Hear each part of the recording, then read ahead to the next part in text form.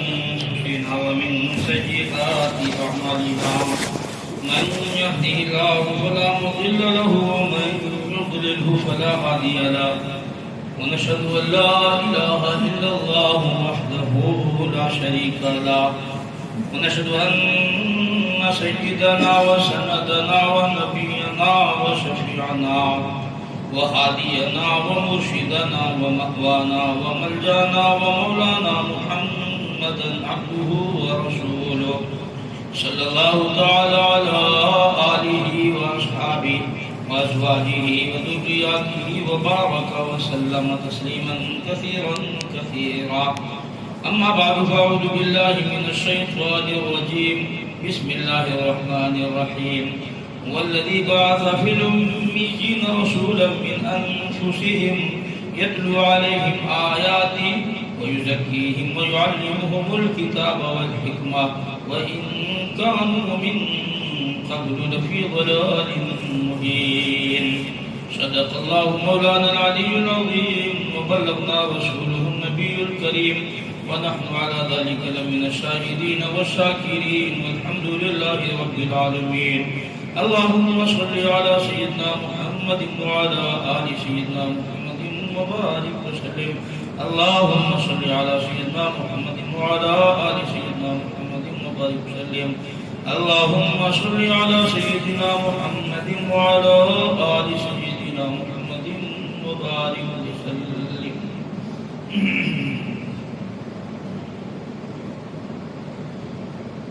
گزشتہ جمعے سے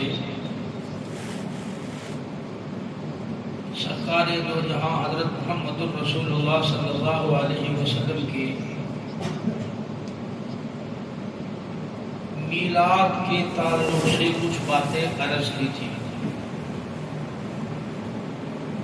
میلاد کہتے ہیں عموماً حضور صلی اللہ علیہ وسلم کی ولادت کا تذکرہ کرنے کو. ہمارے یہاں عرف میں میلاد کہتے ہیں حضور کی ولادت کے ذکر کرنے کو. اس بنا پر ضروری سمجھائیے کہ آج ہم اس کی تحقیق کریں کہ ولادت النبی صلی اللہ علیہ وسلم کس طرح سے بیان کیا جائے اور اس کے جواز کی کیا شکلیں اور صورتیں ہو سکتی ہے اور ان میلاد کی آڑ میں ناجائز امور اور جو خرافات رسم و رواج اور بدعات ایجاد ہیں ان کے متعلق بھی معلومات کی جائے کہ کس حد تک وہ درست ہے اور کس حد تک وہ درست نہیں ہے. سب سے پہلا مسئلہ یہ کہ میلاد النبی آپ صلی اللہ علیہ وسلم کی ولادت جو ہوئی ہے اس کے بارے میں نے گزشتہ جمعہ عرض کیا تھا کہ کوئی تاریخ صحیح روایت سے ثابت نہیں ہے. محدثین کی رائے 8 ربیع الاول کی، مورخین کی رائے 9 ربیع الاول کی اور بعض کی 12 ربیع الاول کی، بعض کی 20 تاریخ کو بھی تذکرہ آتا ہے. کوئی صحیح روایت کسی صحیح حدیث سے نہیں ثابت ہے.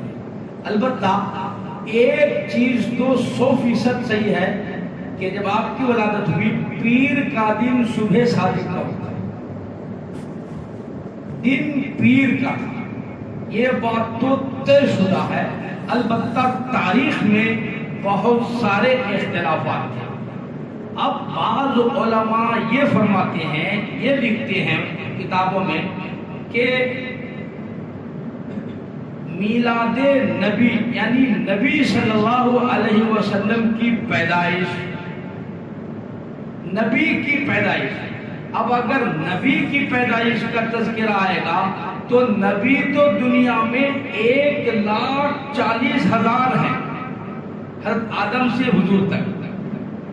اتنے نبی ہیں کہ قرآن و حدیث کا مطالعہ اور قرآن و حدیث اور تاریخ کی ساری کتابیں کھنگالنے کے بعد ہمارے ہاتھ کو مشکل سے 20 سے 30 سے 40 اس کے اوپر پیغمبروں کے تو نام کا ہی پتہ نہیں چلتا ہمارے. اس سے زائد نبیوں کے نام ہی نہیں معلوم ہے بھائی. 25, 30, 40 سے زائد نام آپ کو نہیں ملیں گے. جو چاہے کتاب آپ پڑھ لو, ذمہ داری سے کر رہا ہوں. جو تاریخ آپ چاہو پڑھو, جو کتاب چاہو پڑھو, اس سے آگے آپ کو پتہ نہیں. اسی لیے ہمارے نبی یہ سکھا کے گئے, آمنت باللہ و ملائکتہ, فرشتے بھی بے شمار ہیں, 5-10 فرشتوں کے سوا کسی فرشتے کا نام معلوم نہیں. آمنت باللہ و ملائکتہ و کتبہ و رسلہ, ہم سارے نبیوں پر, سارے رسولوں پر ایمان لائے, سارے فرشتوں پر ایمان لائے ہیں. جس کو جانتے ہیں وہ بھی جبریل, میکائیل, اسرافیل, اسرافیل, جو بھی فرشتے ہیں سب پر ایمان لائے. اور سارے نبیوں پر, آدم, اس کے علاوہ حضرت نوح, حضرت شعیب, جتنے نبی کے نام ہمیں جانتے یا نہیں جانتے, ان سارے نبیوں پر بھی ہم ایمان لے کر کے آئے ہیں. تو نبی ثم ارسلنا رسولنا تترا قرآن کے الفاظ ہیں. 19واں سپارہ, اللہ نے کہا پے در پے ہم نے نبیوں کو بھیجا ہے.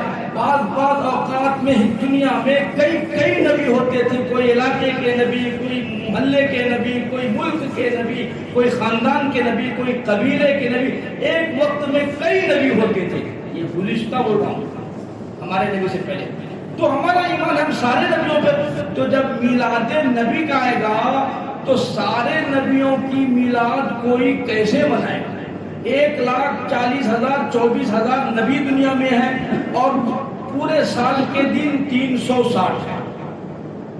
تو اب یہ 360 دن میں اگر ہم نبیوں کی میلاد منائیں گے, جلوس نکالیں گے, چھٹیاں منائیں گے اور دکانیں بند کریں گے, تو 360 دن میں ایک دن بھی دکان نہیں کھلے گی.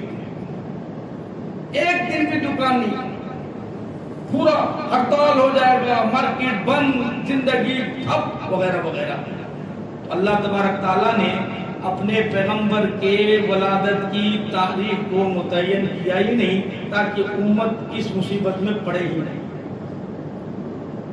امت اس خرافات میں نہ پڑے. اب رہی بات کہ جو ولادت ہے, یہ بڑی خوشی کی بات ہے, بہت بڑی نعمت اللہ نے ہمیں اور آپ عطا فرمائی. میں نے گزشتہ جمعہ بتایا تھا. اس بنا پر میں انشاءاللہ کوشش کروں گا حضور صلی اللہ علیہ وسلم کی ہمارے حساب سے ایک نہیں 2 ولادت ہوئی ہے. کتنی ولادت؟ 2 ولادتیں. اب آپ کو تھوڑی پریشانی ہوگی, بھائی آدمی پیدا تو ایک ہی بار ہوتا ہے, یہ 2 مرتبہ ولادت کیسے؟ تو انشاءاللہ میرے باقی معروضات اور باقی تفصیل جو آئیں گے آگے, اس سے آپ کے سمجھ میں بات آ جائے گی. واقعی حقیقت میں حضور صلی اللہ علیہ وسلم کی 2 ولادت ہوئی ہے. ایک ولادت حضور صلی اللہ علیہ وسلم کی 12 ربیع الاول کو یا 9 کو یا 8 کو یا 20 کو یا کسی اور تاریخ کو حضور صلی اللہ علیہ وسلم کی ولادت ہوئی, جس میں آپ دنیا میں تشریف لائے محمد بن عبداللہ کی حیثیت سے. بات کو ذرا یاد رکھیے گا تو بہت آسانی ہوگی سمجھنے میں.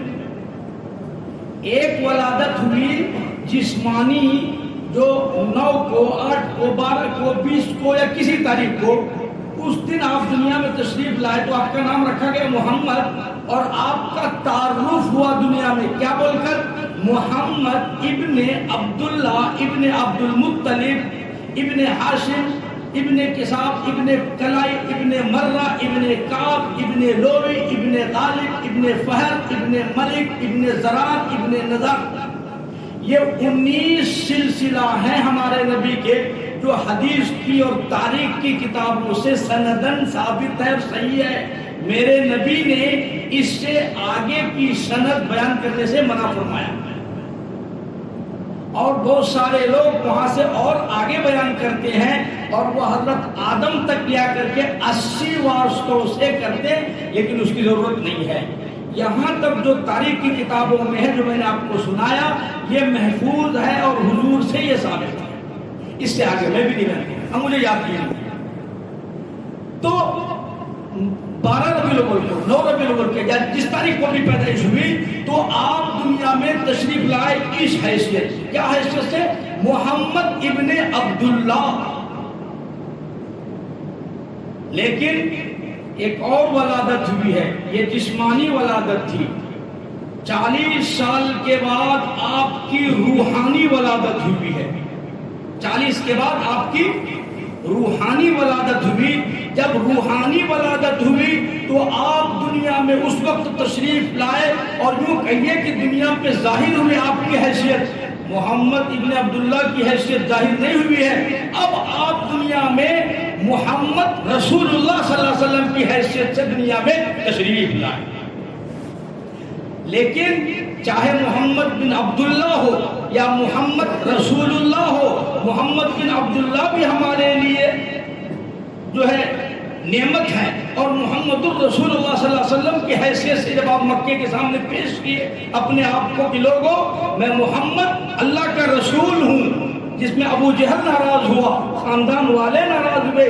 جب تک محمد بن عبداللہ تھے ابو جہل خوش تھا، خاندان والے خوش تھے، کسی کو کوئی تکلیف نہیں تھی، کسی سے کوئی جھگڑا نہیں تھا۔ لیکن جیسے ہی آپ نے یہ اعلان کیا دیکھو میں اب محمد بن عبداللہ تو ہوں ہی، اس کے ساتھ ساتھ محمد الرسول اللہ، جھگڑا وہاں سے شروع ہوا۔ تو پہلی ولادت جسمانی، دوسری ولادت روحانی، پہلی ولادت محمد بن عبداللہ، دوسری ولادت محمد رسول اللہ صلی اللہ علیہ وسلم۔ پہلی ولادت میں بھی ہمارے لیے نمونہ اور دوسری ولادت میں بھی ہمارے لیے نمونہ۔ پہلی ولادت کو میلاد نبی کہیں گے اور دوسری ولادت کو خصوصیات نبی کہیں گے۔ پہلی ولادت کا تذکرہ کرنا بھی باعث برکت، باعث ثواب، باعث اجر، باعث مغفرت، اور دوسری ولادت کا ذکر کرنا بھی عین عبادت، عین مقصد، کیونکہ وہ مقصد تھا محمد الرسول اللہ کو ظاہر کرنا دنیا میں مقصد تھا کہ یہ اللہ کے رسول آ گئے ہیں، تو محمد بن عبداللہ کو پیدا کرنا پڑا۔ تو گویا محمد بن عبداللہ تمہید ہوئے اور محمد الرسول اللہ تفسیر ہے۔ تو انشاءاللہ تھوڑا اس کا بھی تذکرہ کریں گے، پھر اس کے بعد تفصیل سے محمد الرسول اللہ کا تذکرہ کریں گے، کیونکہ اصل چیز سیرت ہے۔ محمد بن عبداللہ میں دنیا والوں کے سامنے صورت آئی، حضور کی صورت ساری دنیا کے سامنے آئی۔ آپ کا ناک ایسا تھا، بال ایسے تھے، آپ کے چہرہ ایسا تھا، خوبصورت ایسے تھے، ہاتھ ایسے، پیر ایسے، لیکن صورت میں ہمارے لیے کوئی نمونہ نہیں ہے۔ آپ غلط فہمی کا شکار نہیں ہونا۔ صورت میں ہمارے لیے نمونہ کیسے نہیں ہے؟ جیسے کہ حضور کے بال گھنگریالے تھے، ہمارے لیے یہ حکم نہیں ہے کہ سارے لوگ اپنے اپنے بال گھنگریالے کر لو، اس میں نمونہ نہیں ہے۔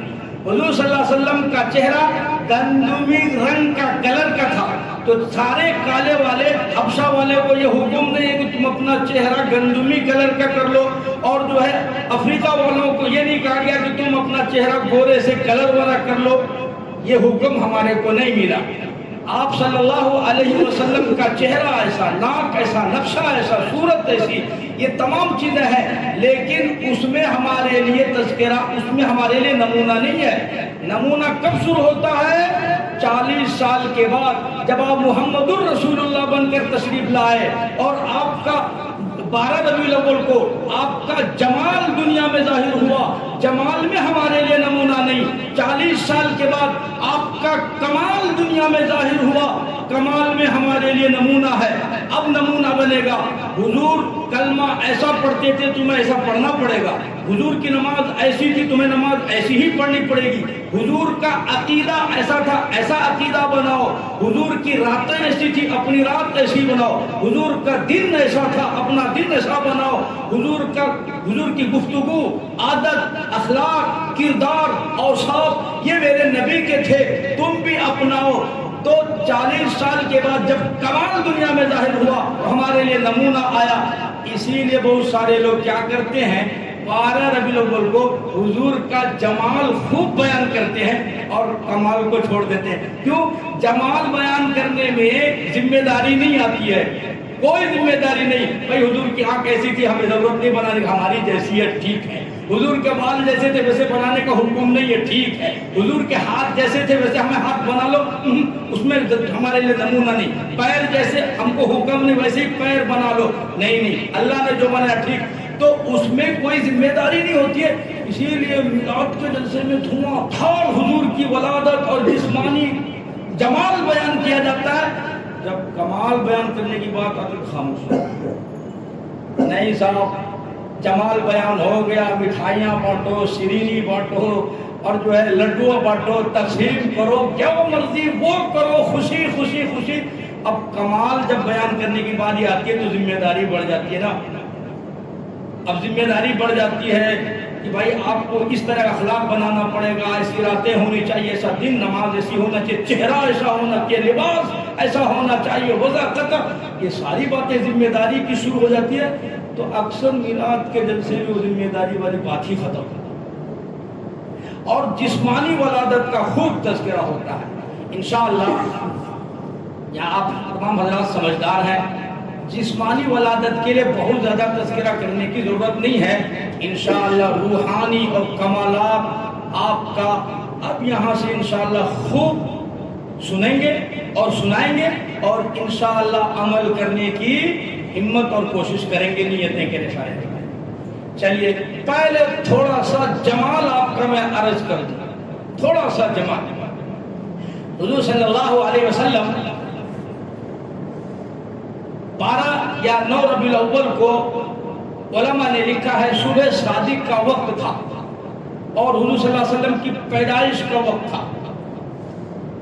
میں گزشتہ جمعے کو عرض کیا تھا جب آپ صلی اللہ علیہ وسلم بطن مادر میں تھے تو اسی وقت سے آپ کے معجزات ظاہر ہو رہے تھے، خوشبو آتی تھی اور عجیب عجیب خواب آتے تھے سیدہ آمنہ کو، اور عجیب کیفیت ہوتی تھی سیدہ آمنہ کی، وہ کبھی جاگتے، کبھی نیند میں، کبھی خواب میں اور کبھی بیداری میں، ایسی ایسی عورتیں آتی ہیں واقعی مجھے مرحبا کرتی، خوش آمدید کرتی وغیرہ وغیرہ، میں حیران پریشان۔ وہ کہتی کہ رات میں سونے جاتی تو کبھی چاند آ کے سلام کرتا، کبھی سورج آ کے سلام کرتا، کبھی ستارے آ کے سلام کرتے، کبھی حوریں آ کے گانا گاتی، کبھی پنکھے جلتی، میں پریشان تھا اور میں سمجھ چکی تھی کہ کوئی بہت بڑی ہستی دنیا میں آنے والی ہے، میں سمجھ گئی تھی۔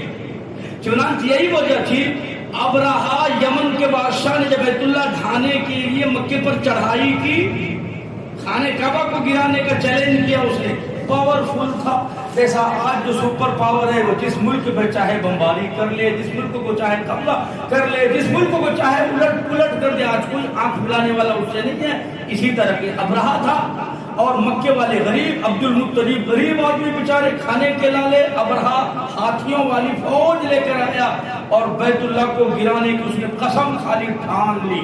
چنانچہ بیت اللہ سے 7 کلومیٹر کے فاصلے میں ایک جگہ ہے جہاں حاجی لوگ وہاں جاتے ہیں اور اس جگہ جلدی گزرنے کا حکم ہے کہ بھائی یہاں سے جلدی گزر جائے، یہاں پر ابرہا پر عذاب ہے۔ وہاں ہاتھیوں کو باندھ دیا، ابو جہل کے اونٹ، عبد المطلب کے اونٹ پکڑ لیے۔ عبد المطلب کے اونٹ پکڑے تو خبر ملی کہ عبد المطلب تیرے اونٹ ان لوگوں نے پکڑ لیے ہیں، جاؤ جا کے بات کرو۔ اور وہ لوگ جو ہے بیت اللہ کو گرانے کے لیے آئے، عبد المطلب وہاں سے بھاگے آئے، بھائی ہماری قصور بتاؤ، خطا بتاؤ، جرم بتاؤ، آپ نے ہمارے اونٹ کیوں پکڑے، ہم نے کیا گناہ کیا؟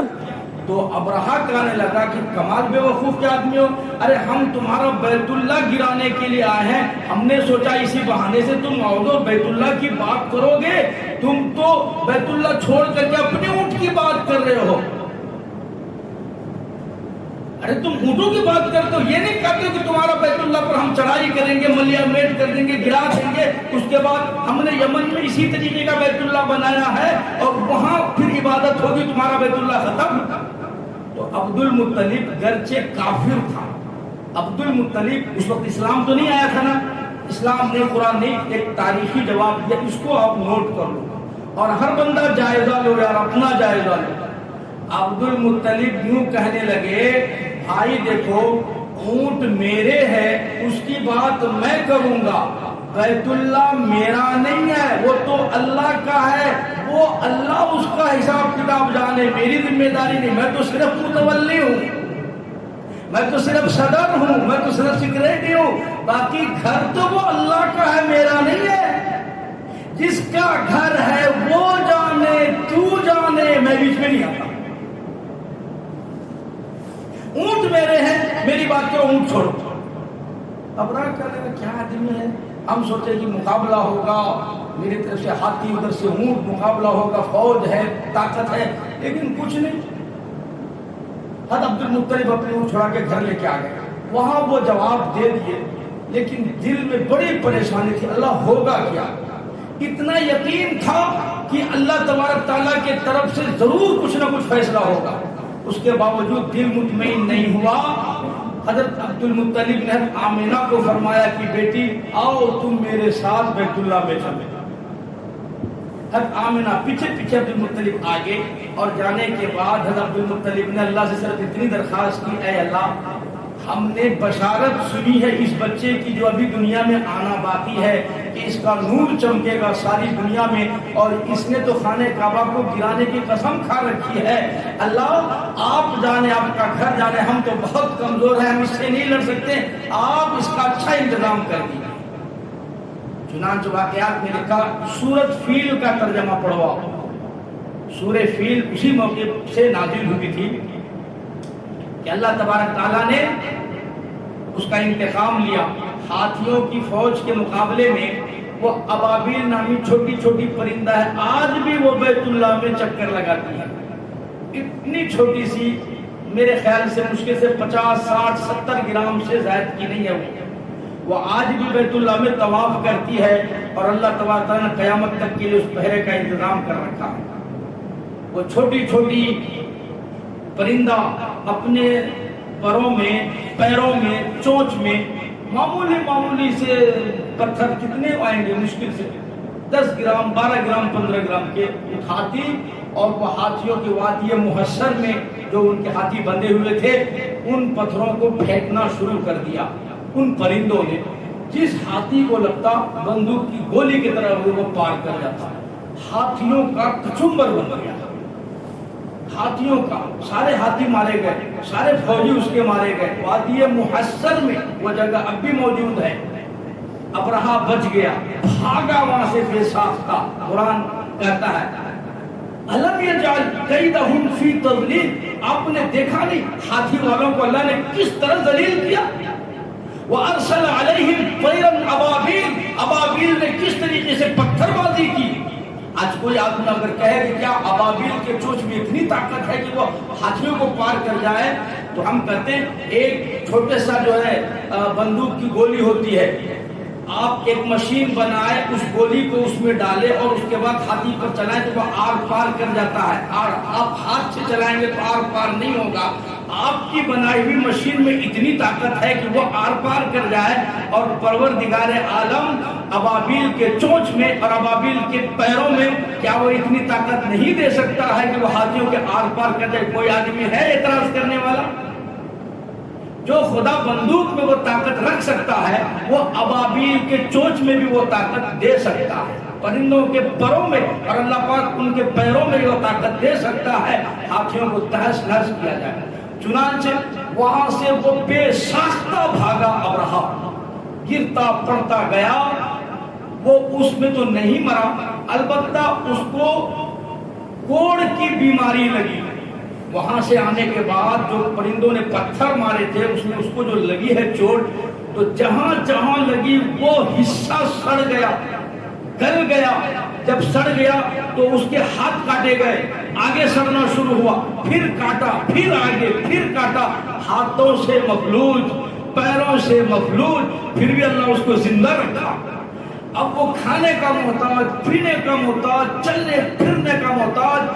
علماء نے لکھا کچھ ہی دن کے بعد اس کی وفات ہوئی، ذلت کی موت مرا، رسوائی کی موت مرا۔ قرآن کہتا ساری دنیا کے لیے ہم نے عبرت بنا دیا، بیت اللہ کی طرف کوئی آنکھ اٹھا کے نہیں دیکھ سکتا۔ یہ ہمارا ایمان ہے۔ تو چنانچہ حضرت عبد المطلب نے وہ جب دعا کی تو اللہ نے وہ دعا قبول فرمائی کہ بھائی ابھی بیت اللہ والا آنا باقی ہے اور اس سے پہلے کوئی انہونی ہو جائے اللہ تبارک تعالیٰ کو یہ پسند نہیں۔ چنانچہ 12 ربیع الاول یا 9 ربیع الاول کی تاریخ تھی، صبح کا سہانا وقت تھا۔ حضرت آمنہ فرماتی ہے حضور صلی اللہ علیہ وسلم کی پیدائش کے وقت قریب ہوا تو یہ عورتوں کی بات ہے، وہ کہتی ہیں کہ جب تک آپ پیٹ میں رہے نہ مجھے متلی ہوئی نہ الٹی ہوئی، اور عورتوں کو جو پریشانیاں ہوتی ہے ڈلیوری میں نہ مجھے درد سے ہوا نہ مجھے تکلیف ہوئی، نہایت آسانی کے ساتھ آپ صلی اللہ علیہ وسلم دنیا میں تشریف لائے۔ جب آپ تشریف لائے تو عموماً عورتیں بے ہوش ہو جاتی ہیں۔ سیدہ آمنہ کہتی ہے کہ الحمدللہ میں ہوش میں تھی، مجھے بے ہوشی نہیں آئی تھی، میں ہوش میں تھی۔ یوں کہتی ہے کہ عام انسانوں کی پیدائش ہو تو خون کے دھار پھوٹتے ہیں، آپ تشریف لائے تو نور کی بوچھار پھوٹ گئی۔ حضرت آمنہ کہتی ہے ادھر آپ دنیا میں تشریف لائے، اتنا چاندرا اور اتنی روشنی ہوئی، میں اپنے گھر سے قیصر و کسریٰ کے محلات دیکھ لیے۔ بتاؤ کہاں سعودی اور کہاں ایران ہے، کہاں فارس ہے؟ ایران اور فارس کے جو بادشاہ تھے ان کے جو محلات تھے، سعودی سے لے کر کے ایران تک میں روشنی پھیل گئی اور وہاں تک ان کی نگاہ پہنچ گئی۔ اب تاریخ میں لکھا ہے آپ دنیا میں تشریف لائے، ایران کے بادشاہ کے محل کے 14 کنگرے گر گئے، 14 کنگرے اسی وقت گر گئے۔ ایران سپر پاور تھا اور وہ لوگ آتش پرست، آگ کی پوجا کرتے تھے۔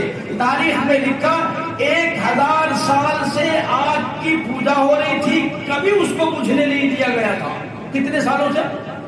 1000 سال سے اس آگ کی پوجا اور پرستش ہو رہی تھی اور وہ کبھی بجھنے نہیں دیا گیا۔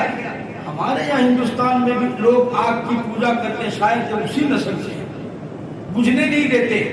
آپ صلی اللہ علیہ وسلم دنیا میں جیسے ہی تشریف لائے قیصر و کسریٰ کی آگ بجھ گئی۔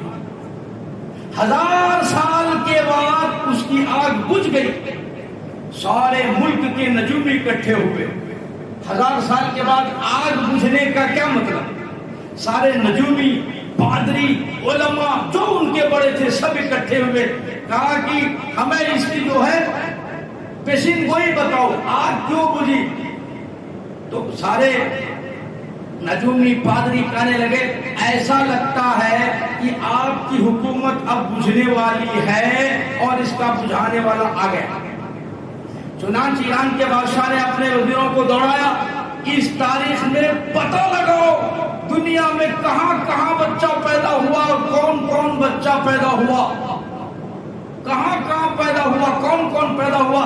اللہ کی شان، تاریخ میں لکھا ہے کہ اس دن دنیا میں جتنے بچے پیدا ہوئے سب کے سب مرد بچے پیدا ہوئے، سب کے سب مرد بچہ۔ پیر کے دن 12، 9، 8 جو بھی ہو، حضور کی ولادت کے دن دنیا میں جتنے بچے پیدا ہوئے سب کے سب مرد بچہ پیدا ہوئے۔ انہوں نے کہا کہ حضور دنیا میں بے شمار بچے پیدا ہوئے اور سب مرد بچے میں اس تاریخ میں ہیں۔ اب اس کا دماغ کام کرنا بند کر دیا کہ آخر کس کو پکڑوں۔ کہا پھر بھی ایک بچہ محمد نام کر کے عرب میں پیدا ہوا، ہو نہ ہو وہ اللہ کا رسول ہے اور آخری پیغمبر۔ ان کے پادریوں نے اس کو جواب دیا۔ آپ صلی اللہ علیہ وسلم تشریف لائے، سیدہ آمنہ کہتی ہے سب کہو سبحان اللہ، حضور دنیا میں تشریف لائے۔ حضرت آمنہ کہتی میں حیران تھی، عام بچہ پیدا ہوتا ہے تو وہ روتا ہے، چیختا ہے، چلاتا ہے۔ حضرت آمنہ کہتی کہ میں نے دیکھا ادھر حضور تشریف لائے، آپ نے فوراً اللہ کے حضور سجدہ فرمایا۔ پیدا ہوتے ہی آپ سب سے پہلے سجدے میں گر گئے۔ حضرت آمنہ کہتی میں دیکھ رہی کہ اس بچے کو، یا اللہ یہ کیسا بچہ ہے جس نے آتے ہی سجدہ کیا۔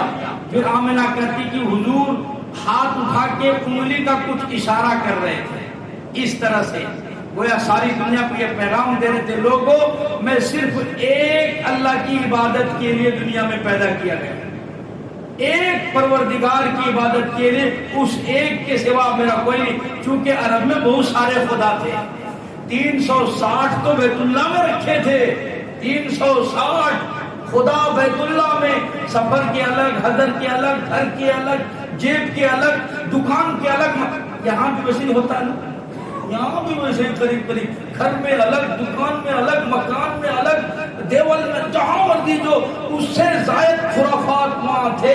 یہاں تک لکھا، چلتے چلتے وہ لوگ جاتے تھے، کوئی پتھر اچھا لگا تو اس کو اٹھا کر کے جیب میں رکھ دیتے، یہ میری خدا. اور جو پہلے سے جیب میں پرانا تھا اس کو اٹھا کے پھینک دیتے، نہیں یہ بیکار خدا ہے، یہ اچھا والا خدا ہے. تو آپ اشارہ کرتے کہ نہیں، میں سارے بتوں سے، سارے خداؤں سے، سارے مشکل کشاؤں سے، سارے مندروں سے، سارے گرجاؤں سے اور ساری عبادت گاہوں سے ہٹا کر میں صرف ایک اللہ کے لیے آیا. حضور تشریف لے آئے. ابو جہل کو پتا چلا ایک باندی تھی صوبیہ، وہ باندی دوڑی گئی اور جا کر ابو جہل کو خوشخبری سنائے. ابو جہل، ارے تمہارے گھر میں بھتیجا پیدا ہوا. ابو جہل کو اتنی خوشی ہوئی، صوبیہ کو آزاد کر دیا، جا تو آزاد. یہ خوشی کس لیے ہوئی ہے؟ محمد بن عبداللہ کی پیدائش میں. ابو جہل کو محمد بن عبداللہ کی پیدائش سے اتنی خوشی، اپنی باندی کو آزاد کر دیا. وہی ابو جہل ہے 40 سال کے بعد جب حضور نے یوں کہا اب میں محمد بن عبداللہ نہیں ہوں، اب تو میں محمد رسول اللہ ہوں، تو وہی ابو جہل جس کو سب سے زیادہ خوشی ہوئی تھی، اسلام کا سب سے بڑا دشمن بن کے کھڑا ہوا.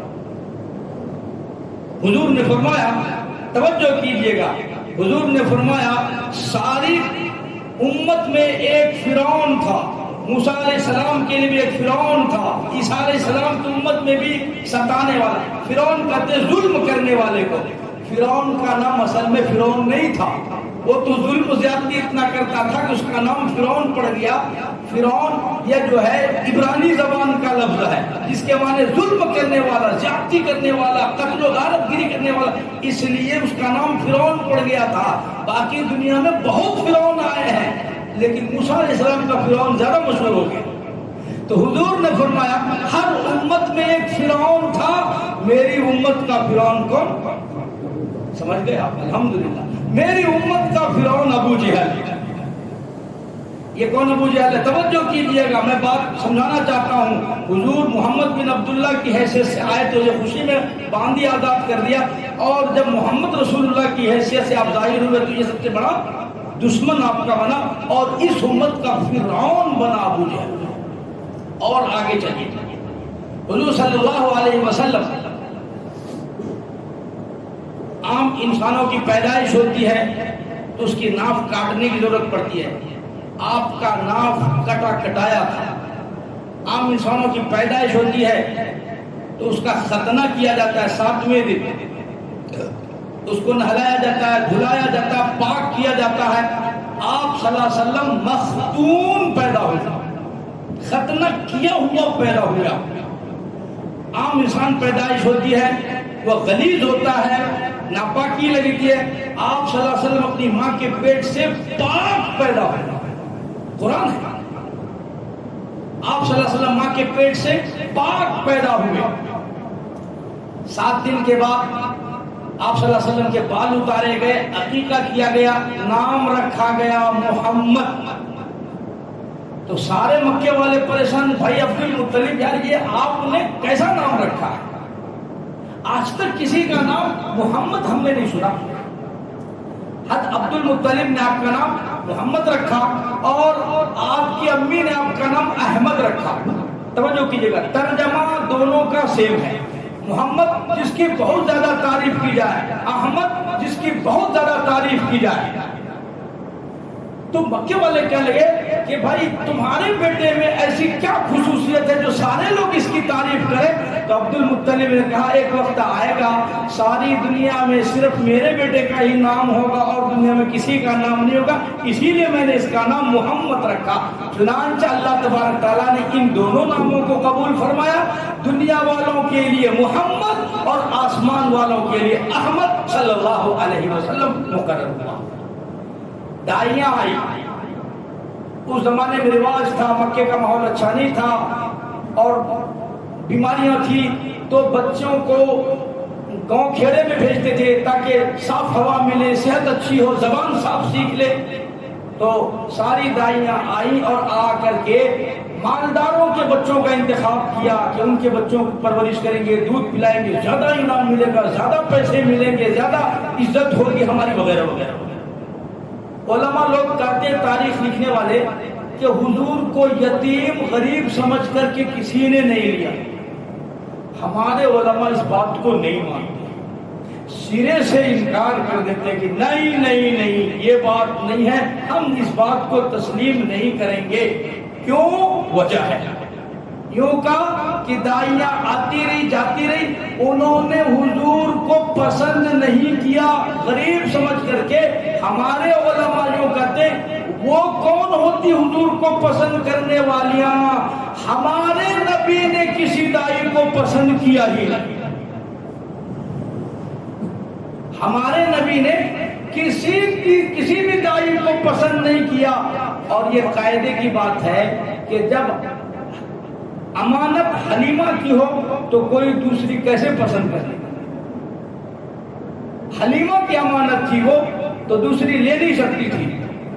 حضرت حلیمہ کے گھر میں بڑا غربت تھا اور ایک دبلی پتلی سی اونٹنی تھی اور وہ قافلے کے ساتھ بنو سعد سے آ رہی تھی، لیکن ہمیشہ وہ پیچھے ہو جاتی۔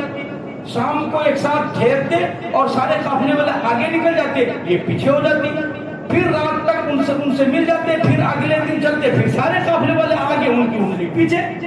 وہ کہتے حلیمہ دوڑ لگاؤ نہ، مارو نہ بھگاؤ نہ، تو وہ اونٹنی کو کتنا بھی مارے تو بھی وہ دبلی پتلی مڑی سی وہ دھیرے دھیرے چلتی۔ بالآخر ایسا ہی ہوا، جس دن مکہ پہنچنے والے تھے، صبح کو سارے داعیاں اٹھے اور صبح ہی سارے آگے پہنچ گئے اور سب بچے لے لیے، حضرت حلیمہ کی اونٹنی سب سے پیچھے۔ شام کے ٹائم حلیمہ کی اونٹنی مکے میں داخل، ادھر سے ساری داعیاں لوٹ رہی تھی، ادھر سے حلیمہ بھی جا رہی تھی۔ حلیمہ کہہ رہے کہ سارے بچے لے آئے، کہ ہاں سب لے کے آئے۔ ارے مجھ غریب کے لیے ایک آج نہیں چھوڑا کہ ہاں ایک بچہ ہے وہ غریب ہے، اس کے ابا وغیرہ کوئی نہیں ہے، غریب خاندان ہے، مسکین ہے، محتاج ہے، انعام کچھ نہیں ملے، بس وہ ایک بچہ بچا ہوا ہے۔ حلیمہ کہنے لگی کہ خالی واپس لوٹنے سے تو بہتر ہے کم سے کم چلوں، جا کے دیکھ کے تو آؤں، شکل تو دیکھوں، صورت تو دیکھوں، مل کے تو آؤں، اتنی دور سے چل کر کے آئی ہوں تو خالی کیوں لوٹوں؟ یہ کہہ کر کے وہ صرف دیکھنے کی نیت سے حضور کے گھر پہ تشریف لائے۔ علماء نے لکھا، ادھر دروازہ کھٹکھٹایا، دستک دی، اندر سے آواز آئی، من دکل باب، کون ہے دروازے پہ جس نے دستک دی؟ پوچھا کون؟ باہر سے آواز آئی، انا حلیمہ، فوراً ادھر سے آواز آئی، میں حلیمہ ہوں۔ حضرت آمنہ کہتی ہے کہ ادھر حلیمہ کا لفظ ہے اور ادھر میں حضور صلی اللہ علیہ وسلم کو دیکھ رہے تھے اپنے بیٹے کو، حلیمہ کا نام سنتے ہی میرے بیٹے نے مسکرا دیا۔ ایسا لگتا ہے کچھ خاص تعلق ہو اس نام کے ساتھ، وہ میری گود میں اچھلنے کودنے لگا۔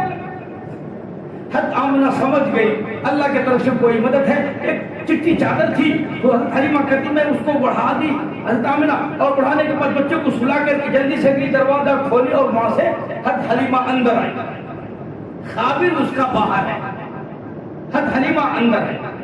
آگے کہنے کہ حلیمہ میں نے سنا ہے آپ کے گھر میں ایک بچہ، جی ہاں بڑا خوبصورت ہے، جی ہاں، اس کے ابا نہیں ہے تو نہیں ہے، یتیم بچہ، جی یتیم بچہ، غریب ہے تو جی غریب گھر ہے۔ وہ کہہ لگی کہ آمنہ خالی واپس جانے سے تو رہی، کم سے کم بچے کے دیدار تو کرا دو، زیارت تو کرا دو، چہرہ دکھا دو، ایک جھلک تو دکھا دو۔ چٹی چادر اڑا رکھی تھی، حضرت آمنہ نے چادر ہٹائی چہرے انور سے۔ علماء نے لکھا ہے کہ ادھر 1000 نہیں 1,00,000 پاور کا چہرے میں جو ہے روشنی ہے۔ یہ سورج تو کیا روشنی دے گا، آپ صلی اللہ علیہ وسلم کے چہرے میں جو نور تھا اور جو روشنی تھی، صحابہ کرام قسم کھا کے کہتے ہیں، سارے صحابہ قسم کھا کے کہتے ہیں، اللہ کی قسم لاکھوں مرتبہ اپنے محبوب کی ہم نے زیارت کی ہے، لیکن کبھی بھی آنکھ بھر کر کے آپ کا چہرہ کسی نے نہیں دیکھا۔ آپ سورج کے سامنے کتنی دیر آنکھ کھول کے رکھ سکتے ہو؟ کتنے سیکنڈ؟ کبھی ہاتھ پہ ایسا واچ رکھو اور آسمان کی طرف آپ چہرہ کر کے دیکھو اور اس کے بعد واچ دیکھو، 2 1 3 سیکنڈ کے علاوہ آپ کی آنکھیں بند ہو جائے گی۔ تو جس سورج کو میرے نبی صلی اللہ علیہ وسلم کی صدقے میں روشنی ملی ہے، تو اس چہرے پر کیا نور ہوگا۔ حضرت حلیمہ کی آنکھیں چڑیا برداشت نہ کر سکی، آنکھ چکا چون ہو گئی، چہرے مبارک سے نگاہ نیچے جھک گئی۔ بے ساختہ حلیمہ کہنے لگی، اللہ کی قسم آمنہ، میں نے بڑے بچے دیکھے ہیں، ایسا حسین ایسا خوبصورت چہرہ آج تک میں نے کبھی نہیں دیکھا۔ آمنہ کہنے لگی، حلیمہ میں نے بھی بڑے بچے دیکھے ہیں، لیکن ایسا حسین کبھی نہیں دیکھا۔ جب سے میرے گھر میں آیا ہے چراغوں کا کام نہیں، روشنی کا انتظام ہو گیا۔ حلیمہ کہنے لگی، ذرا اٹھا کے مجھے گود میں لو۔ اللہ اکبر، حضور صلی اللہ علیہ وسلم کے خوبصورتی کا تذکرہ ہو، چہرے کا تذکرہ ہو، اور پروردگار عالم خاموش رہے۔ پروردگار عالم جل شانہ نے فرمایا، والضحیٰ، او میرے محبوب تیرے چمکتے چہرے کی قسم، واللیل اذا سجا، او میرے پیارے تیرے چمکتے زلفوں کی قسم، او میرے محبوب تیرے آنکھوں کی قسم، تیرے تبسم کی قسم، تیرے گفتار کی قسم، تیرے کردار کی قسم، واللیل اذا سجا، تیرے کردار کی قسم، تیرے تبسم کی قسم، جس شہر میں تو رہتا ہے او میرے محبوب، لا اقسم بہذا البلد وانت حل بہذا البلد، مجھے تیرے شہر کی قسم، میرے محبوب آپ سے مجھے بہت پیار ہے، آپ کا چہرہ چمکتا ہے، مجھے اپنی کبریائی کی قسم۔ اللہ تبارک تعالیٰ گفتگو سن رہے تھے۔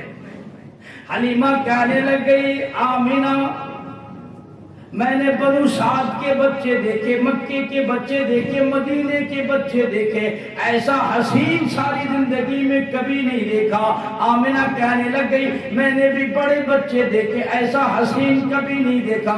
جبریل امین پاس کھڑے ہیں اور وہ کہنے لگ گئی، آمنہ تم نے اپنی حیثیت کی بات کی، حلیمہ تم نے بھی بڑے بچے دیکھے، اپنی حیثیت کی بات کی، مجھ جبریل کو پوچھو، مشرق کا چکر لگاتا ہوں، مغرب کا چکر لگاتا ہوں، شمال میں پھرتا ہوں، جنوب میں پھرتا ہوں، آسمانوں میں پھرتا ہوں، زمین کے نیچے تحت ثری میں پھرتا ہوں۔ کہنے لگے جبریل، آفاقہا گر دیدام، بسیار خوباں دیدام، لیکن تو چیزیں دیگری، میں جبریل آسمانوں کا چکر لگاتا ہوں، زمین کا چکر لگاتا ہوں، شمال میں پھرتا ہوں، جنوب میں پھرتا ہوں، مجھے اپنے پروردگار کی قسم ہے اتنا حسین چہرہ جبریل نے ساری زندگی میں کبھی نہیں دیکھا۔ پروردگار عالم جل شانہ نے فوراً جواب میں فرمایا، او آمنہ تم نے اپنی بات کر لی، او حلیمہ تم نے اپنی حیثیت دکھائی، جبریل تم نے بھی اپنی حیثیت بتا دی، مجھ پروردگار سے پوچھو، میں نے ایسی صورت والا ساری زندگی میں کبھی پیدا نہیں کیا، جب میں نے پیدا کیا ہی نہیں تو کیسے دیکھ سکتا تھا؟ اتنا حسین پیدا ہی نہیں کیا آج تک۔ توجہ کرو، آخری بات عرض کرتا ہوں، حضرت عبداللہ کا پیٹ میں ہی انتقال ہوا، 8 سال کے بعد 6 سال کی عمر میں حضرت آمنہ کا انتقال ہو گیا تھا، اور آپ دنیا میں در یتیم تھے۔ یتیم کہتے ہیں جس کے ابا کا انتقال ہو جائے، اور در یتیم کہتے ہیں ماں باپ دونوں جس کا دنیا سے چلا جائے۔ اگر حضور صلی اللہ علیہ وسلم کے ابا زندہ ہوتے، امی زندہ ہوتی اور حضور صلی اللہ علیہ وسلم کا کوئی بھائی ہوتا، کوئی بہن ہوتی، تو لوگ یوں کہتے اچھا ٹھیک ہے ایسی صورت والا آج تک تو نہیں آیا، اب تو آ گیا ہے، تو حضور صلی اللہ علیہ وسلم کے کوئی بھائی ہوتے تو یوں کہتے کہ یہ بھی تو اسی جیسا صورت والا ہے، یہ بھی تو اسی جیسی شکل والا ہے، اسی جیسی خوبصورت ہے۔ حضور کا کوئی بھائی بہن ہوتا، جیسے آج دنیا میں لوگ کہتے ہیں پیر کا بیٹا پیر، مولوی کا بیٹا مولوی، مفتی کا بیٹا مفتی، تو لوگ کہتے نا کہ حضور کا بھائی بھی حضور کے جیسا۔ اللہ نے فرمایا نہ میں وہ نوبت آنے ہی نہیں دوں گا، میں نے ایک سانچہ تیار کیا تھا اور اس سانچے میں ایک صورت ایک شکل مجھے ڈھالنی تھی، مجھے اپنی کبریائی کی قسم ہے، میں وہ شکل ڈھالنے کے بعد سانچہ ہی توڑ دیا، نہ سانچہ رہے گا نہ ایسی صورت کوئی آئے گا۔ میرے نبی کا صورت والا بھی کوئی نہیں، سیرت والا بھی کوئی نہیں، میرے نبی صورت میں بھی بے مثال، سیرت میں بھی بے مثال، شکل میں بھی بے مثال، اور سیرت میں بھی آپ جیسا کوئی نہیں۔ ہمارا خدا اپنی خدائی میں وحدہ لا شریک، نبی مصطفیٰ اپنی مصطفائی میں وحدہ لا شریک، اللہ کا ثانی کوئی نہیں، میرے نبی کا ثانی کوئی نہیں، اس جیسا کوئی نہیں، میرے نبی کے جیسا بھی دنیا میں کوئی نہیں۔ اللہ تبارک تعالیٰ نے فیصلہ فرما دیا خدا کے بعد خدا کوئی نہیں، مصطفیٰ کے بعد مصطفیٰ دنیا میں کوئی نہیں۔ اللہ ہمیں اس نبی کی سچی محبت کا فرمائے، سچا عشق نصیب فرمائے، اور اللہ سچی محبت اور عقیدت، سچا میلاد نصیب فرمائے، حضور صلی اللہ علیہ وسلم کی سچی اتباع نصیب فرمائے، سارے خرافات سے اللہ ہماری حفاظت فرمائے، ساری بدعات سے